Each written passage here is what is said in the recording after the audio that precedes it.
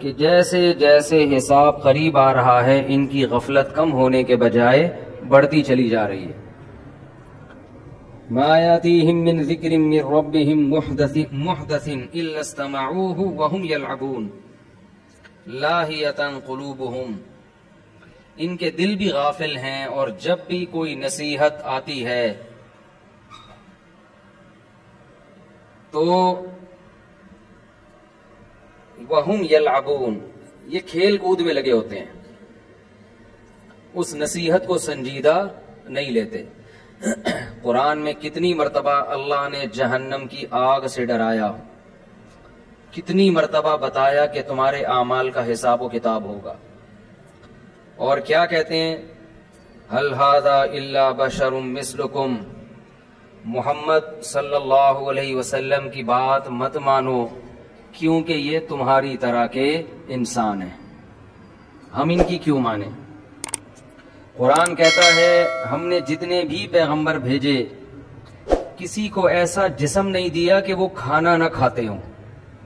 تمام پیغمبر اسی جسم کے ساتھ دنیا میں آئے ہیں جو عام انسانوں کا ہوتا ہے، اسی سے وہ کھاتے بھی ہیں، نکاح بھی کرتے ہیں، ان کی اولاد بھی ہوتی ہے. کوئی نئی بات تھوڑی ہے کہ محمد صلی اللہ علیہ وسلم انسان بن کے آ گئے، کوئی نئی بات تھوڑی ہے.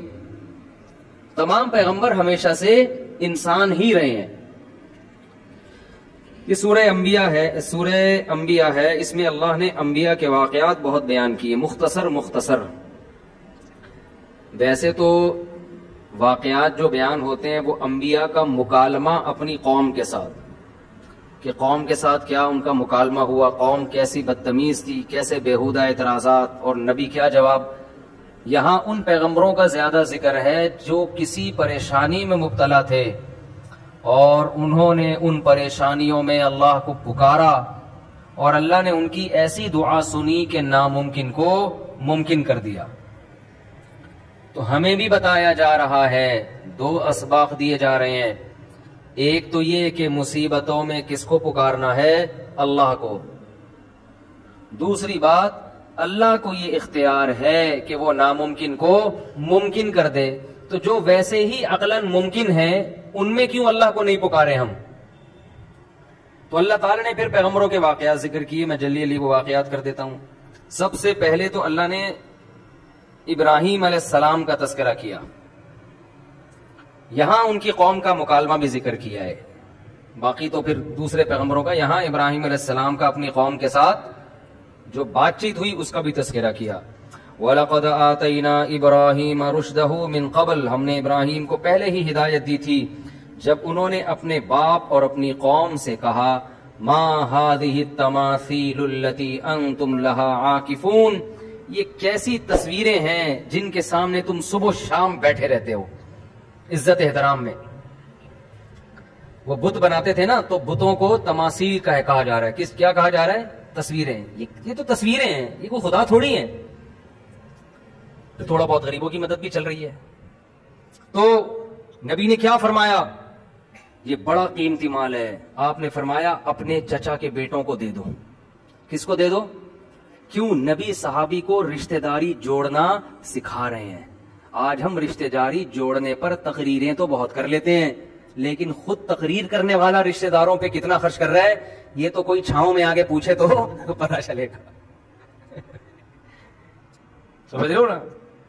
مجھے بھی ڈر لگتا ہے کہ کوئی بولے مجھ سے چھاؤں میں آنا، چھاؤں میں آنا، بات کرنی. کیا آپ اتنا سخاوت پہ بیان کر رہے ہو، آپ نے کیا دیا آج تک؟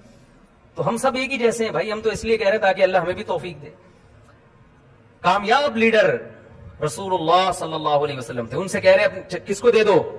چچا کے بیٹوں کو. کیوں؟ قرآن بار بار رشتہ جوڑنا، رشتہ داری جوڑنا، رشتہ داری جوڑو بار بار کہہ رہا ہے نا. تو پریکٹیکل تو کر کے دکھایا ہے نا نبی نے کہ بھائی اب دے دو. تمہارے چچا زاد بھائی غریب ہیں. یہ آج کوئی ہے ایسا اٹھے اور کہ طارق روڈ پہ میری 6 دکانیں ہیں یار، اتنی ارننگ آتی ہے، میرا بھائی بڑا غریب ہے، چلو ایک دکان میں نے اس کو گفٹ کر دی.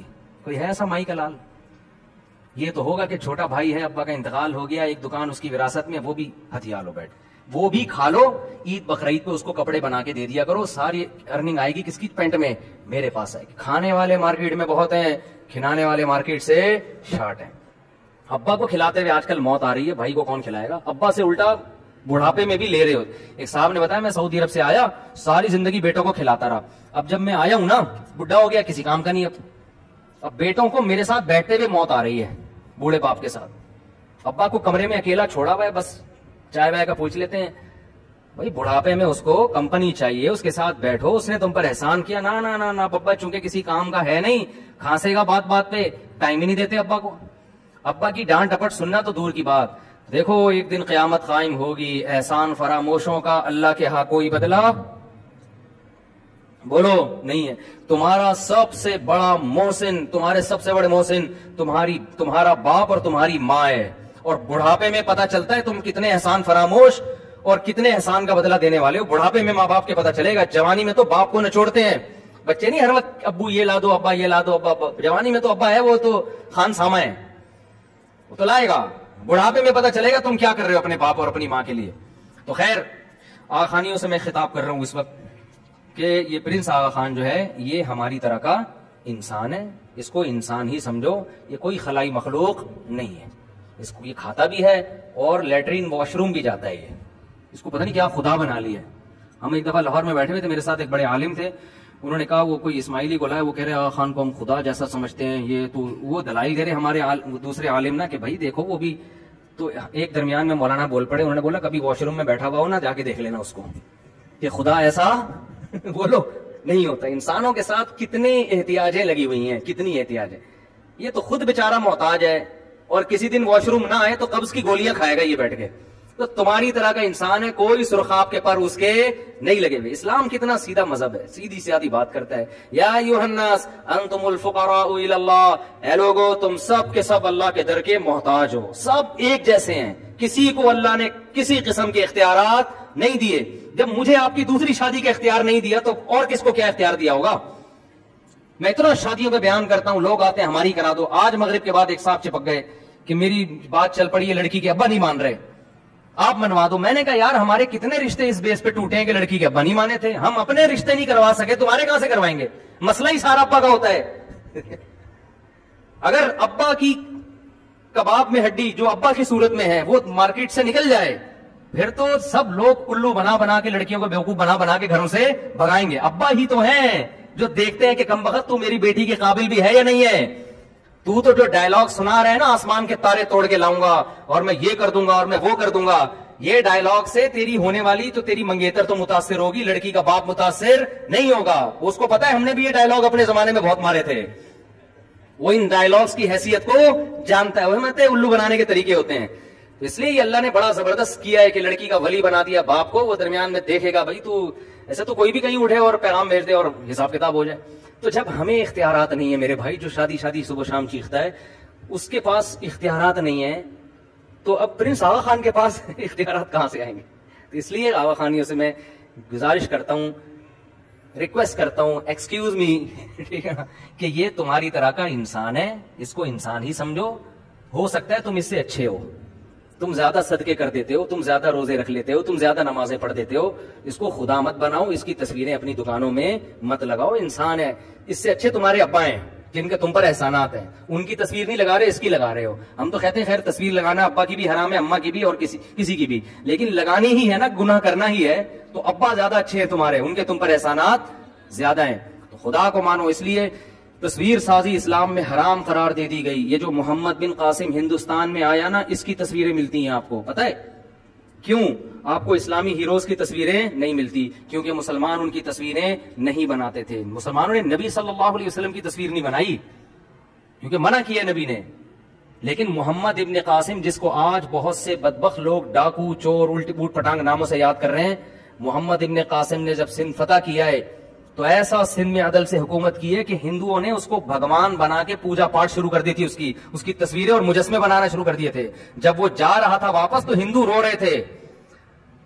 تاریخ اٹھا کے دیکھو, ہندو جس کو پسند کرتے تھے نا, آج مسلمان لبرل لوگ کیا کہہ رہے ہیں کہ وہ چور تھا اور وہ کیا تھا, ڈاکو تھا.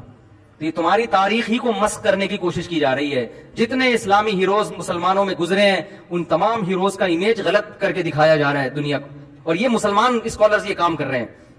خیر ہم آگے چلتے ہیں جلدی. تو ابراہیم علیہ السلام نے اپنی قوم سے کہا یہ کیسی تصویریں ہیں, تم ان کے گرد بیٹھے رہتے ہو, چھوڑ دو ان تصویروں سے دل نہ لگاؤ. قالوا وجدنا آباءنا لها عابدین، کہنے لگے ہم نے اپنے باپ دادا کو دیکھا ہے انہی کی عبادت کرتے ہوئے۔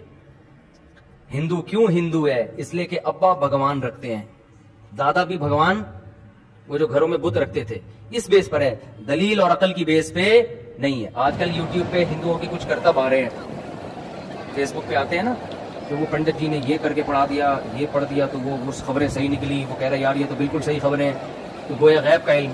تو خوب سمجھ لیں، جو ہندو حضرات ہیں ان کی خدمت میں گزارش کر رہا ہوں، یہ کام مسلمان مولوی کریں یا ہندو پنڈت کرے، یہ دونوں دو نمبر ہیں۔ سمجھتے ہو؟ مسلمانوں میں بھی ایسے پیر و مرشد ہوتے ہیں جو بتا رہے ہوتے ہیں کہ یہ ہو جائے گا، یہ ہو جائے گا، اور ویسا ہو رہا ہوتا ہے۔ اور ہندوؤں میں بھی ایسے پنڈت ہوتے ہیں جو آپ کو اس طرح کے کرشمے دکھا رہے ہوتے ہیں، چاہے مسلمان روحانی علاج والا ہو جس کو میں پیار سے ٹوپی ڈرامہ کہتا ہوں، چاہے وہ پنڈت ہو، یہ دونوں ایک نمبر کے کیا ہیں؟ چور ہیں۔ یہ میں اس لیے کہہ رہا ہوں کہ ہندو برادری یہ نہ سمجھے کہ ہمارے مذہب کے رہنماؤں کو برا کہہ رہا ہے۔ بھائی یہ مسلمانوں میں ہو یا آپ میں ہو، یہ دونوں کیا ہیں؟ یہ کرشمے ہوتے ہیں، یہ شعبدے ہوتے ہیں، یہ شعبدے ہوتے ہیں۔ شعبدہ سمجھتے ہو؟ یہ ہندو لوگ گاڑی اردو بھی نہیں سمجھتے نا، شعبدہ نظر کے دھوکے ہوتے ہیں، کہ پہلے سے بندے رکھے ہوئے ہوتے ہیں، اپنے ہی لوگوں کو انہوں نے قائل کیا ہوا ہوتا ہے۔ چھوڑ دو، انسانوں کو فالو مت کرو۔ قانون سازی کرنے کا حق کس کو ہے؟ اس خدا کو ہے جس نے اس کائنات کو بنایا، اور وہ اکیلا ہے، اس کے ساتھ کوئی شریک نہیں ہے۔ پھر بھی یقین نہیں آتا، پی کے فلم دوبارہ دیکھ لو جا کے، سمجھ رہے؟ فلمیں دیکھنا حرام ہے، ناجائز ہے، لیکن اگر دیکھنی ہی ہے نا، جیسے ہم کہتے ہیں ڈرامہ اگر دیکھنی ہے تو اردو دیکھ لو۔ تو اگر فلم کسی ہندو نے دیکھنی ہے تو پی کے دیکھ لو، 100% یقین آ جائے گا۔ اور پی کے دیکھو بغیر پیے، ایسا نہ ہو پی کے دیکھ رہے ہیں بیٹھ کے، یار فلم دیکھ رہے ہیں پی کے، پھر تھوڑی سمجھ میں آئے گی۔ تو بغیر پی کے دیکھ، یہ بعض چیزیں فلمیں سکھا دیتی ہیں۔ مجھے اس کا شارٹ کلپ کسی نے دکھایا، شارٹ کلپ اس فلم کا نا، اس کا جو مشہور اداکار تھا، نام میں لینا مناسب نہیں سمجھتا، اس کا جو مشہور اداکار تھا نا، کہ اس میں وہ سموسہ 50 روپے والا بھگوان، اور پھر کیا تھا اس میں، وہ عجیب چکر میں بیچارہ خلائی مخلوق صاحب آدمی عجیب مصیبت میں ٹینشن میں آ گیا نا، کہ 50 روپے والا تو 100 روپے والا۔ اچھا انہی دنوں میں تھائی لینڈ گیا تھا، تو ہاں ہول سیل ریٹ پہ بھگوان مل رہے تھے۔ میں گیا اندر، بہت سارے بھگوان بیٹھے ہوئے ہیں، اور 4 بھگوانوں پہ 1 فری مل رہا تھا۔ تو خیر میں نے کہا یار یہ عجیب سی چیز ہے، ہندوؤں میں پڑھے لکھے لوگ بھی تو ہیں، بھائی تم کیوں اس چیز کو فالو کر رہے ہو، کیوں اپنے مذہبی رہنماؤں کو فالو کر رہے ہو؟ ہم تو مسلمانوں کو بھی کہتے ہیں، مسلمانوں میں بھی جو 2 نمبر قسم کے مذہبی رہنما ہیں جو اپنی دکانیں چلا رہے ہیں، ان کو فالو مت کرو۔ اس میں ہم ہندو مسلمان کی بات نہیں کر رہے، ہم کہہ رہے ہیں ایسی شخصیت کو فالو مت کرو جو تمہیں سیدھے راستے سے ہٹا رہا ہے، ایسے لوگوں کو فالو مت کرو، چاہے وہ مسلمان میں ہو چاہے وہ ہندوؤں میں ہو۔ کتنی زبردست بات اس نے بتائی نا، کہ میں صرف ایک خدا کو مانتا ہوں جس نے سب کو بنایا، میں صرف اس خدا کو مانتا ہوں۔ تو ابراہیم علیہ السلام کا بالکل یہی مکالمہ ہو رہا تھا اپنی قوم سے۔ وہ کیا کہہ رہے ہیں کہ یہ کیا تصویریں ہیں جن کے سامنے تم صبح و شام جھکے رہتے ہو؟ وہ قوم جواب میں کیا کہنے لگی؟ ہم اپنے باپ دادا کو ہم نے اسی پر پایا ہے۔ ابراہیم علیہ السلام اکیلے، پوری قوم ایک طرف، کتنا کانفیڈنس، کہنے لگے لقد کنتم وآباؤکم، تم بھی تمہارے باپ دادے بھی، فی ضلال مبین، بالکل واضح گمراہی میں۔ گمراہی ایک وہ ہوتی ہے جس جو کنفیوز کر دیتی ہے انسان، یار پتہ نہیں یہ ہے یا یہ ہے۔ جیسے ہمارے پٹے چل رہے ہوتے ہیں نا آپس میں، 8 اکتر آ گئی ہیں کہ 20 اکتر آ گئی ہے، ڈیزائن کرنا ہے کہ نہیں کرنا ہے، اس میں انسان الجھ جاتا ہے۔ کچھ چیزیں ایسی ہوتی ہیں کہ بھائی اس میں کیا پٹا۔ ایک ہندو نے ہندوستان میں ایک عالم سے پوچھا کہ تم اسلام کی طرف ہمیں دعوت دیتے ہو، تمہارے اپنے اتنے پھٹے ہیں، تم پہلے یہ بتاؤ تم لوگ کو اہل حدیث سے پھٹا کیا ہے؟ وہ عالم تھے حنفی۔ اب وہ ہندو چاہ رہا تھا کہ یہ اہل حدیث پہ کیچڑ اچھالیں گے، پھر اہل حدیث ان پہ اچھالیں گے۔ میں دیکھو تم تو آپس میں نہیں ایک ہو، ہمیں کیا اسلام کی دعوت دے رہے ہو؟ تو حنفی عالم تھے، میں نام بھی ان کا جانتا ہوں لیکن مناسب نہیں ہے بتانا۔ تو ان عالم سے ہندو نے پوچھا کہ یہ اہل حدیث اور دیوبندیوں کا آپس میں پھٹا کیا ہے؟ ہندو کہہ رہے ہیں، انہوں نے کہا کوئی پھٹا نہیں ہے۔ وہ کہتے ہیں رکوع میں جاتے ہیں ہاتھ اٹھا لو، ہم کہتے ہیں ہاتھ نہ اٹھاؤ، باقی ہم بھی خدا کے قائل ہیں، وہ بھی کہتے ہیں ان پتھروں میں کچھ نہیں رکھا۔ کیا خاندانی رہو، کہہ رہے ہیں وہ چھوٹا سا ہے، وہ ہم جب رکوع میں جاتے ہیں تو ہم کہتے ہیں بغیر ہاتھ اٹھائے، وہ کہتے ہیں ہاتھ اٹھا لو۔ تو یہ ہلکا پھلکا لائٹ سا اختلاف چل رہا ہے بھی ایسا ہی حقیقت میں۔ بڑھانا چاہو تو آپ اس کو کفر ایمان کا مسئلہ بنا لو، ہلکا کرنا چاہو تو کچھ بھی نہیں ہے۔ اور کہا باقی ایک چیز ہم میں کامن ہے، ہم بھی کہتے ہیں خدا صرف ایک ہے، اور وہ بھی کہتے ہیں یہ اتنے جو پتھر بنا کے رکھے گئے نا ان میں کچھ بھی نہیں رکھا. تو یہ ہے بڑی گمراہی سے. تو بھائی ہم بھی بچے ہوئے ہیں، اہل حدیث بھی بچے ہوئے ہیں. مسلمان چھوٹی موٹی چیزوں میں لڑتا ہے، مسائل کے پتھروں کو کیوں مانوں، یہ کیا ہے، اس کو تو میں نے خود بنایا، یہ تو تھائی لینڈ کے کارخانے میں بنا ہے، 4 پہ 1 فری ملا ہے، اور جو زیادہ ریٹ کا ہے وہ زیادہ بڑے کام کر رہا ہے جس کی ویلیو زیادہ ہے. تو ابراہیم علیہ السلام نے بھی کہا تم چھوٹی گمراہی میں نہیں، فی ضلال مبین، تم بہت بڑی گمراہی میں پڑے ہوئے ہو، ان پتھروں کو پوچھتے ہو. قوم جواب میں کہنے لگی اجیتنا بالحق ام انت من اللاعبین. کیا انداز ہے، اے ابراہیم آپ سیریس ہیں یا مذاق کر رہے ہیں؟ یعنی ان کو یہ یقین ہی نہیں تھا کہ ایک نوجوان پوری قوم کے خلاف کھڑے ہو کر اتنے کانفیڈنس سے بات کرے گا کہ تم گمراہی میں ہو. لہذا ان کو پہلی مرتبہ میں تو یقین ہی نہیں آیا. انہوں نے کہا یہ آپ سیریس ہیں؟ وہ میں ایک چٹکلا سناتا ہوں نا، چھوڑو ابھی چٹکلا نہیں، پھر چٹکلوں میں سارا ٹائم نکل جاتا ہے. کہ اے ابراہیم آپ سیریس ہیں یا آپ مذاق کر رہے ہیں؟ ابراہیم علیہ السلام نے کہا نا مذاق نہیں کر رہا. ربکم رب السماوات والارض، ایک خدا ہے جس نے آسمانوں اور زمین کو بنایا. وَأَنَا عَلَىٰ ذَلِكُم مِّنَ الشَّاهِدِينَ، اور میں اس پر گواہی دے رہا ہوں. گواہ کسے کہتے ہیں؟ جس نے اپنی آنکھوں سے دیکھا ہو. گویا میں نے اپنی آنکھوں سے دیکھا ہے، یعنی اتنا یقین ہے جیسے اپنی آنکھوں سے دیکھا. میں تو اس پر گواہی دے رہا ہوں. اشہدو، میں گواہی دے رہا ہوں. تو جو مذاق کر رہا ہوتا ہے وہ گواہی کے لفظ استعمال نہیں کرتا، وہ قسمیں نہیں اٹھاتا. میں حلفیہ بولتا ہوں کہ وہ ایک اکیلا خدا ہے جس نے آسمانوں اور زمین کو بنایا. یہ تو بنے ہوئے ہیں، بنانے والے تھوڑی ہیں. اور پھر ابراہیم علیہ السلام نے دل میں کہا وَتَاللَّهِ لَأَكِيدَنَّ أَصْنَامَكُمْ بَعْدَ أَن تُوَلُّوا مُدْبِرِينَ. تم ابھی جا رہے ہو اپنے کسی فنکشن میں، جب واپس آؤ گے تو میں تمہارے بتوں کی گت بنا کے رکھوں گا. انہوں نے سوچا ورک شاپ کرواؤں میں، لیکن یاد رکھو یہ ہمارے لیے جائز نہیں ہے، یہ ابراہیم علیہ السلام ہی کے لیے تھا. ایسا نہ ہو آپ کسی ہندو کے مندر میں جا کے بتوں کو آڑا ترشا کر دیں، شریعت میں آپ کو اس کی اجازت نہیں ہے. تو ابراہیم علیہ السلام نے کیا کیا کہ قوم جانے لگی، کوئی میلہ تھا ان کا، قوم نے کہا کہ آپ بھی چلیں. آپ نے کہا میری طبیعت خراب ہے. طبیعت خراب کا مطلب یہ تھا کہ یہ تمہارے بتوں کو دیکھ دیکھ کے میری طبیعت خراب ہے. یہ اس کو کہتے ہیں توریہ، کہ آپ زبان سے کوئی لفظ استعمال کر رہے ہیں، آپ اس کا مطلب کچھ اور لے رہے ہیں، سامنے والا اس کا مطلب کچھ اور.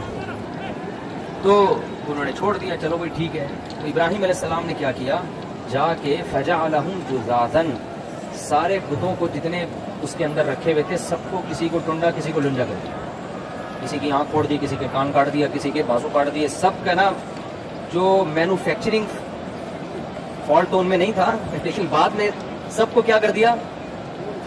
اور جو بڑا والا بت تھا نا جو زیادہ مہنگا تھا، اس کے بالکل کو کچھ نہیں کیا، اس کے کلاڑے میں جا کے، اس کے گردن میں جا کے کلہاڑا لٹکا دیا. اب جب وہ لوگ واپس میلے سے آئے ہیں کہنے لگے من فعل هذا بآلهتنا انه لمن الظالمین، جس نے ہمارے خداؤں کے ساتھ یہ کیا وہ تو بڑا ظالم ہے. کون ہے؟ لوگوں نے کہا بھائی ایک ہی بندہ ان کو برا کہتا ہے جس کا نام ابراہیم ہے، اسی کا کام ہوگا یہ. لوگوں نے کہا سب کے سامنے لے کر آؤ تاکہ سب کے سامنے جرم کا اقرار کرے اور اس کو سزا ملے. تو ابراہیم علیہ السلام کو لایا گیا، نوجوان تھے، سب کے سامنے لایا گیا. انت فعلت هذا بآلهتنا یا ابراہیم، اے ابراہیم آپ نے کیا یہ سب کچھ؟ ابراہیم علیہ السلام نے کہا فعلہم کبیرہم ھذا، یہ جو بڑا والا ہے نا جس کے گردن میں کلہاڑا ہے، اس نے کیا ہے. کس کا کام ہے؟ اس کا کام ہے. سب کو پتا تھا، ظاہر ہے اس کا کام ہو سکتا ہے کام. اس کا کام ہے فاسألوہم ان کانوا ینطقون. اور میری بات پہ یقین نہیں آتا، ان سب سے پوچھ لو، یہ تمہیں خود بتائیں گے اس کا کام ہے. یہ خود بولیں گے. بھائی جس کے ساتھ زیادتی ہوتی ہے وہ مجرم تھانے میں لے جاتے ہیں نا، جس کی چوری ہوئی بتاؤ بھائی اس نے چوری کی ہے، یہ موبائل چھین رہا تھا، چیک کر رہے ہوتے ہیں نا. تو ابراہیم علیہ السلام نے کہا کہ ان سے پوچھو، یہ خود بتائیں گے کس کا کام ہے یہ، اس کا کام. قرآن کہتا ہے ایک دم ان کے دل میں خیال آیا اور کہنے لگے تم تو بڑے ظالم ہو، یہ کم وقت تو اپنے مجرم کا نام نہیں بتا سکتے. ان کی ضمیر نے ان کو ملامت کی کہ یار ہم کن کی عبادت کر رہے ہیں کہ ان کو پکڑ کے کوئی بھی کوٹ پوٹ کے چلا جائے، یہ اپنا دفاع نہیں کر سکتے تو یہ ہماری بگڑی کہاں سے بنائیں گے، کوئی بھی ان کو پکڑ کے مار دے. تو قرآن کہتے ہیں ایک دم، کیونکہ ابراہیم علیہ السلام ان کے ضمیر کو جھنجھوڑنا چاہتے تھے. بعض دفعہ تقریروں سے فائدہ نہیں ہوتا، پریکٹیکلی کوئی کام کر کے دکھایا جاتا ہے نا، اس سے بڑی موٹیویشن ملتی ہے. تو کہنے لگے، شروع میں تو بولنے لگے کہ تم بڑے ظالم ہو دل میں نا، لیکن اپنے اس ضمیر کے خیال کو پھر جھٹکا انہوں نے، نکالو یار یہ اتنے اچھے اچھے خیالات کیوں رہے ہمیں، وہی ہے نا باپ دادا خاندانی پرمپرا. تو انہوں نے اپنے خیال کو کیا کیا، جھٹکا، اور پھر کہنے لگے لقد علمت ما هؤلاء ينطقون، اے ابراہیم تجھے پتہ ہے یہ بول نہیں سکتے، یہ جب سے بنے ہیں ان کے اندر کچھ فالٹ تو ابھی پیدا ہوئے ہیں، لیکن ایک مینوفیکچرنگ فالٹ ہے، وہ یہ کہ یہ بولنے کے قابل، یہ پیدائشی گونگے پیدائشی بہرے ہیں. یہ تو میں اپنی طرف سے کہہ رہا ہوں، انہوں نے مینوفیکچرنگ وغیرہ نہیں کہا کہ یہ بول ہی نہیں سکتے. ابراہیم علیہ السلام نے کہا افتعبدون من دون اللہ ما لا ينفعكم شيئا ولا يضركم. اب تبلیغ اثر کرے گی نا. کہنے لگے ایسوں کی عبادت کر رہے ہو جو نہ کوئی فائدہ پہنچا سکتے اور نہ نقصان، تو بول نہیں سکتے. افل لکم ولما تعبدون من دون اللہ، تم پر بھی افسوس اور ان بتوں پر بھی افسوس. افلا تعقلون، عقل سے کام کیوں نہیں لیتے، کیا ہو گیا تمہیں. جواب دیکھو، دلائل سے جب جواب نہیں ہوتا نا تو بدماشیاں اور دھمکیاں ہوتی ہیں. دھمکی دینے پر آ گئے، کہنے لگے حرقوہ، ابراہیم کو جلاؤ، وانصروا آلہتکم، اور اپنے خداؤں کی مدد کرو. خدا مدد کرتا ہے یا خدا کو مدد کی ضرورت ہوتی ہے؟ اپنے خداؤں کی مدد کرو. ان کنتم فاعلین، اگر تم نے کچھ کرنا ہے. لوگوں سے کہہ رہے ہیں اس سے بحث بازی مت کرو، بحث میں نہیں تم جیت سکتے. کرنا ہے تو اس کو جلا کے اپنے معبودوں کی مدد کرو. جلاؤ اس لیے کہ تاکہ آج کے بعد کسی کی ہمت نہ ہو. قرآن کہتا ہے قلنا یا نار کونی بردن وسلاما علی ابراہیم، ہم نے کہا اے آگ سلامتی والی اور ٹھنڈی ہو جا ابراہیم پر. چونکہ اللہ نے حضرت ابراہیم سے آگے کام لینا تھا تو ابراہیم علیہ السلام کو اللہ نے آگ سے بچا لیا. اور قرآن کہتا ہے انہوں نے ابراہیم کے خلاف تدبیریں کی، ہم نے ان کو خسارے والا کر دیا. اور ابراہیم علیہ السلام پر ان کی زوجہ ایمان لائی تھی حضرت سارہ رضی اللہ عنہا، اور ان کے بھانجے لوط علیہ السلام ایمان لائے تھے. تو اللہ کہتے ہیں ہم نے ابراہیم کو اور لوط علیہ السلام کو ایسی زمین کی طرف نجات دے دی، ہجرت کروا دی جو تمام جہان والوں کے لیے ہم نے اس میں برکت رکھی. یعنی ارض شام اور فلسطین جو بیت المقدس ہے، جو آج متنازع چل رہا ہے، یہاں ابراہیم علیہ السلام اپنی قوم کو چھوڑ کے چلے گئے. پھر قرآن کہتا ہے وَوَهَبْنَا لَهُ إِسْحَاقَ وَيَعْقُوبَ، ابراہیم نے چونکہ قوم کو چھوڑا لہذا اللہ نے ان کو نیک اولادیں دی، ایک اسحاق اور ایک یعقوب. یہ حضرت سارہ سے ہوئی. اور پھر حضرت ہاجرہ جو آپ کی دوسری زوجہ تھیں ان سے اولاد کیا ہوئی، حضرت اسماعیل علیہ السلام ہوئے. تو اللہ نے پھر آپ کی اولاد میں برکت دی. کیوں؟ اللہ کے لیے خاندان چھوڑا تو اللہ نے اپنا خاندان دے دیا. سمجھتے ہو کہ نہیں سمجھتے؟ اس لیے اگر کسی کا خاندان بہت بے دین ہے، وہ اس کو شریعت پہ چلنے نہیں دے رہا، الگ سے شادیاں شروع کر کے اپنا خاندان بنانا شروع کر دو اور ان کی اپنے حساب سے تربیت شروع کر دو. مجھ سے لوگ اکثر آ کے کہتے ہیں ہماری اماں ابا ہمیں 30-35 سال کے ہو گئے ہمیں شادی نہیں کرنے دے رہے، تو کیا کرے، خاندان کٹ جائے گا. میں نے کہا خاندان تو آپ کا کیسے کٹ جائے گا؟ آپ شادی کرو، بچے ہو جائیں گے، آپ کا اپنا خاندان ہو جائے گا. اور اگر 4 کر کے بچے پیدا کرو گے تو آپ کا خاندان آپ کا ایک جز بن جائے گا. یعنی آپ کا اتنا بڑا خاندان ہوگا کہ آپ اس خاندان کا پارٹ نہیں ہوں گے، آپ کا خاندان آپ کے خاندان کے پارٹ ہوگا. سمجھ رہے ہو؟ تو یہ بڑی بہترین پیکج ہے جو لوگوں کی سمجھ میں آتا نہیں ہے. حضرت ابراہیم نے یہی کیا کہ حضرت سارہ سے شادی کی اور حضرت ہاجرہ سے اپنا خاندان، اور ایسے نیک صالح اللہ نے بچے دیے. 3 پیغمبر، 2 پیغمبر اسحاق اور اسماعیل، اور اسحاق کے بیٹے پھر یعقوب، اور یعقوب کے پھر یوسف، اور ان کے بیٹے پھر مصر میں حکومت. پھر انہی میں موسیٰ علیہ السلام پیدا ہو رہے ہیں، داؤد علیہ السلام پیدا ہو رہے ہیں، سلیمان علیہ السلام پیدا ہو رہے ہیں، کتنے زکریا علیہ السلام، حضرت مریم، عیسیٰ علیہ السلام. یہ ساری قربانیوں کا صلہ تھا جو اللہ نے اولاد کی صورت میں ابراہیم علیہ السلام کو دیا. تو آج بھی قربانی دو، اللہ نیک صالح اولادیں دے گا انشاءاللہ. یہ نہیں کہ ماں باپ کو چھوڑ کے بھاگ جاؤ، یہ مطلب نہیں ہے. مطلب یہ کہ غیر شرعی کاموں میں اپنے خاندان کو فالو مت کرو. خیر ابراہیم علیہ السلام نے تو اس لیے چھوڑ دیا نا کہ ان کو قتل کی کوشش کر رہے تھے، ورنہ وہ ابراہیم علیہ السلام تو وہیں تھے. جلدی بس میں یہ آیت مکمل کرتا ہوں. اللہ کہتے ہیں ہم نے ان کو ہبہ کر دیے اسحاق اور پوتے دیے یعقوب، اور ہم نے سب کو نیک بنایا، اور ہم نے ان کی اولادوں میں امام پیدا کیے جو لوگوں کو ہمارے حکم سے سیدھے راستے کی تلقین. یعنی صرف نیک بچے پیدا نہیں ہوئے، مقتدا اور رہبر پیدا ہوئے ہیں ابراہیم علیہ السلام کی اولاد میں. اور اللہ کہتے ہیں ہم نے لوط علیہ السلام کو بھی علم اور حکمت دیا جو حضرت ابراہیم کے بھانجے تھے. حضرت ابراہیم پر ایمان لے کر آئے تو ابراہیم علیہ السلام ان پر اللہ نے لوط علیہ السلام کو نبی بنا دیا، اور پھر ان کو اللہ نے بھیجا ایسی قوم کی طرف تبلیغ کے لیے جو شرک بھی کرتی تھی اور لڑکوں سے بدفعلی بھی۔ لوط علیہ السلام کی قوم سے پہلے یہ جرم دنیا میں کبھی بھی نہیں ہوا۔ اس سے بھی پتہ چلتا ہے یہ نیچرل نہیں ہے، شیطان نے ان کو اس کام میں ڈالا کے۔ تو لوط علیہ السلام جب گئے تو انہوں نے اپنی قوم کو سمجھایا لڑکوں سے بدفعلی مت کیا کرو۔ پورا واقعہ قرآن میں کئی بار بیان ہوا ہے، ابھی بس میں شارٹ کر رہا ہوں۔ قرآن کہتا ہے ہم نے پھر لوط کو نجات دے دی اور ان کے گھر والوں کو بھی، سوائے ان کی بیوی کے، ان کو نجات دی ہم نے ایسی قوم سے کانت تعمل الخبائث، جو پلید عمل کیا کرتی تھی۔ اللہ کو یہ لڑکوں سے بدفعلی والا عمل کیسا لگتا ہے؟ پلید عمل، گندے اعمال کرتی تھی، ہم نے لوط کو اس قوم سے بچا لیا۔ اور کیوں؟ انہ وادخلناہ فی رحمتنا، اور ہم نے لوط کو اپنی رحمت میں داخل کر دیا کیونکہ وہ نیک لوگوں میں سے تھے۔